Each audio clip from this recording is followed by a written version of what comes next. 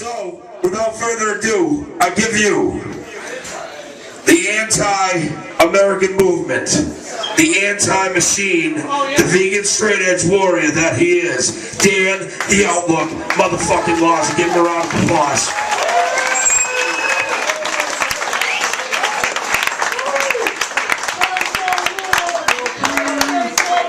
Before I say anything, how many of you were here at that Special Olympics benefit we did last week? That was last week, right? Yes, sir! Nick over here, that was the second year in a row. Yeah. All the fucking shitballs came out and we raised 160, 260 or 160? 160, it doesn't matter, every bit counts. Give Nick a hand for putting that show together.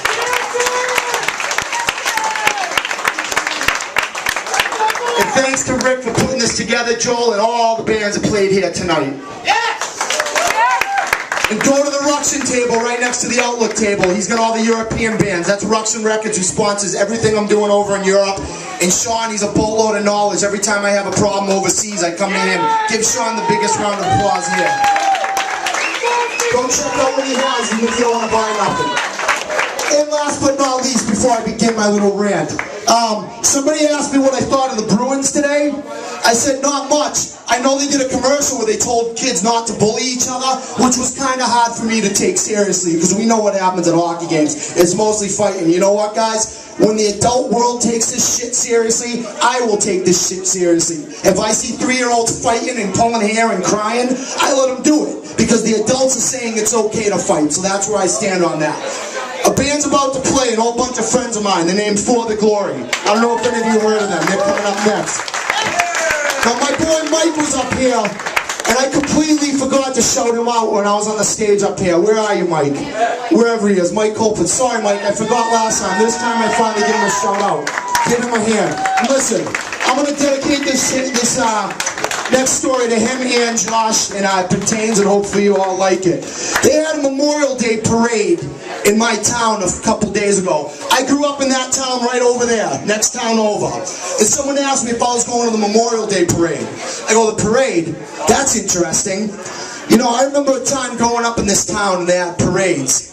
And we did every morning, everyone saluted the flag and we learned about history and we learned about America.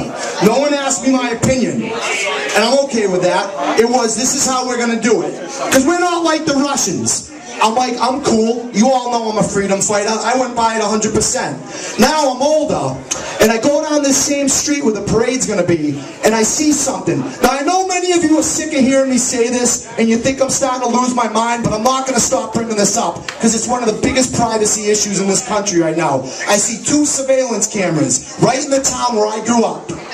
And now this parade that celebrates freedom is going to go right under these 2 cameras. Most of you all don't even know it, because you know what? Rick said something, he did get one thing wrong. No one puts no fucking wand on me. I'm not Whitman Hanson, North Plymouth, Silver Lake. I'm not fucking drooling, doing drugs and bringing knives to school. No one's putting no fucking wand and patting me down. When I was a kid, if you brought a knife to school, you were in deep shit when you got home, because Dad wasn't hanging out at the strip club and Mom wasn't smoking weed with the 12-year-old in the house. So you got in trouble. So no, there was no wand when I was a kid, right? So anyway, I see those 2 cameras pointing, and I say to myself, it's really ironic that we're out here celebrating freedom, because my version of freedom is not having a camera recording everything that happens to you. People take their child for a walk in those parks. They hold hands with a girl they're about to marry. They go for a walk with their grandparents. When you have those cameras recording everything, it's a cheapening of life. It means all your life is an image to be put in a database. Now let me tell you something.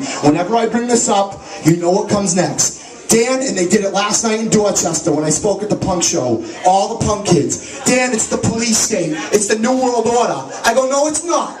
For 15 years, those 2 restaurants where those cameras were, people over and over again, night after night after night, they fought, they dealt drugs in the parking lot, they stabbed each other, they took girls who were drunk and took advantage of them, and the police and the town and the parents begged them to stop over and over again.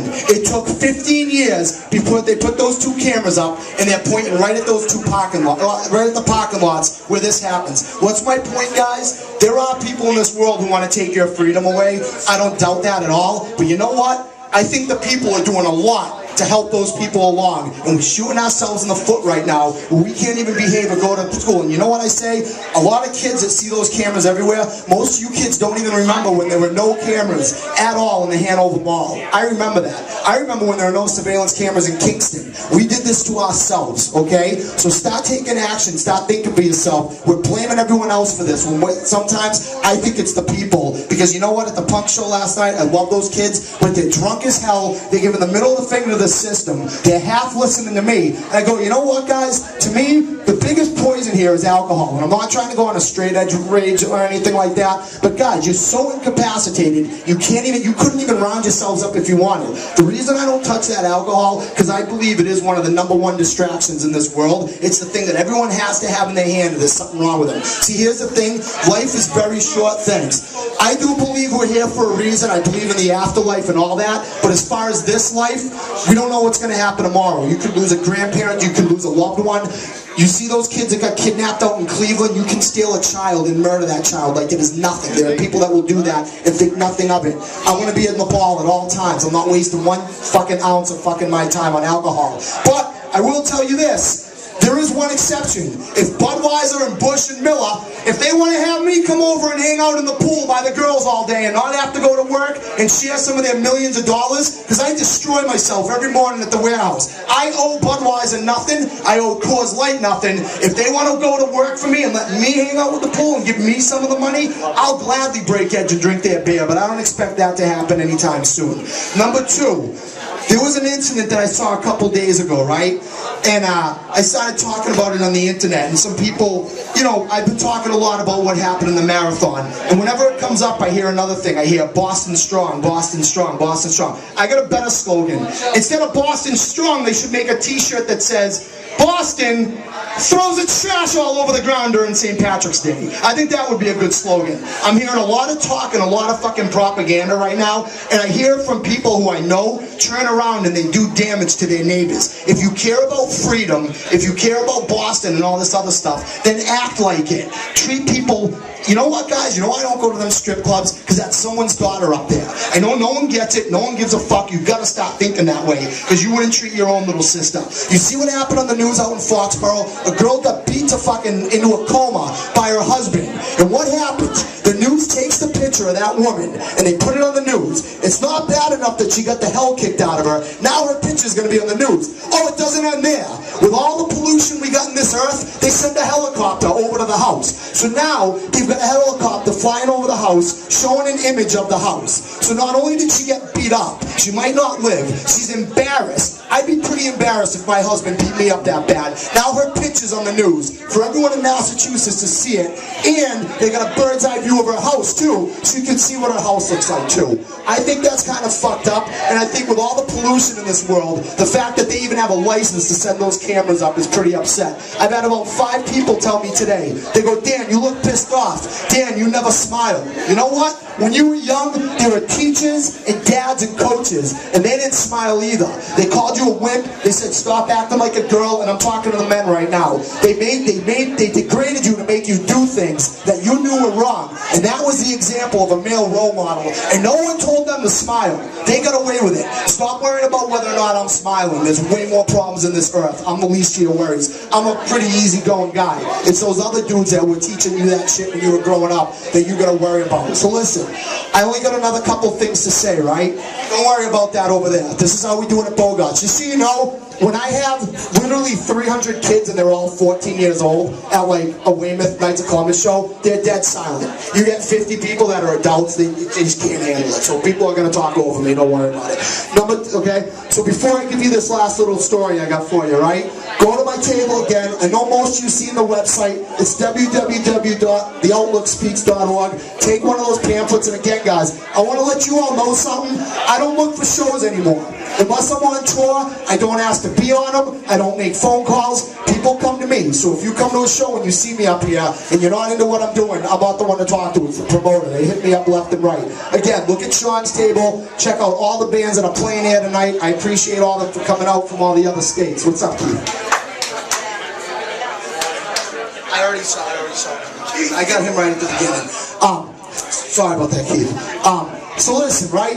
I'm going to finish with this last thing, right? This is kind of a continuation of what I said last week, if you were here.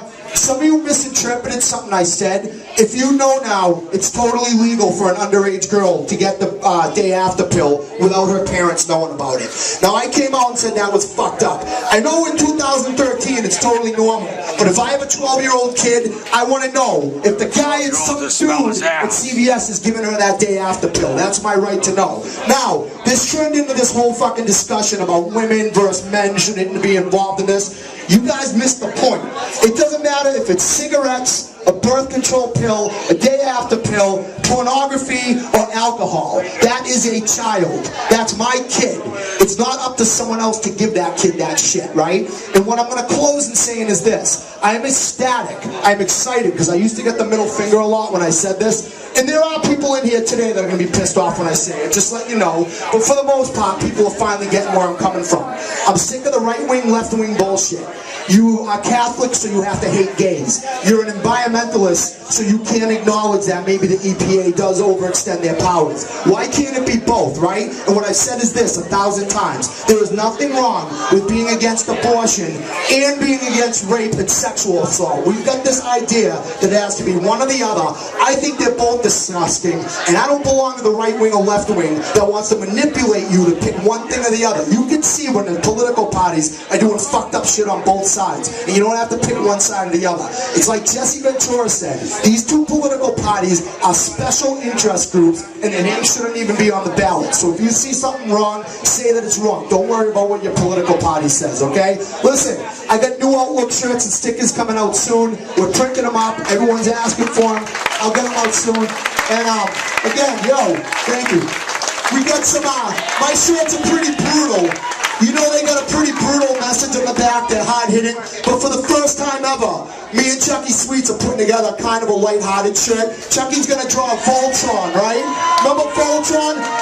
In the Outlook front, instead of Voltron, it's gonna say the Outlook with the sword going through, and the lions on the back, it's gonna say, Form Voltron, theoutlookspeaks.org. That's all I got. Thanks, guys. Peace.